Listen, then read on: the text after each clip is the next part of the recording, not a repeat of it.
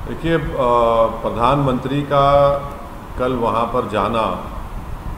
और हमारे भारत के फ़ौज के सिपाहियों के हौसला उनका ज़रूर बुलंद हुआ होगा प्रधानमंत्री के जाने से, और वहाँ पर ज़ख्मी हमारे अफवाज या फ़ौज के लोगों से मिलना अच्छी बात है। मगर प्रधानमंत्री ने अब वहाँ पर जाकर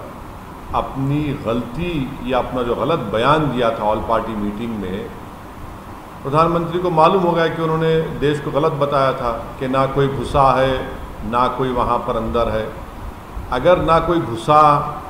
है, ना कोई घुसा हुआ है, ना किसी हमारे पोस्ट पर कब्ज़ा हुआ है, तो फिर हमारे देश के प्रधानमंत्री को कल क्यों जाना पड़ा वहाँ पर?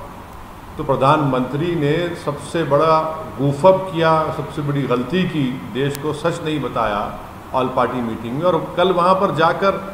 उन्होंने ये बता दिया कि हाँ, चीन भारत की सरजमीन पर घुसा हुआ है,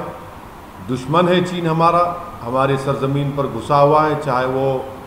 डेप्सांग में हो, चाहे वो पोंगसोंग सू लेक में हो, चाहे गलवान वैली में हो, चाहे हॉट स्प्रिंग पर हो। इन चारों मुकामात पर चीन की फ़ौज भारत की ज़मीन पर घुसी हुई है और प्रधानमंत्री को वहाँ पर जाना पड़ा।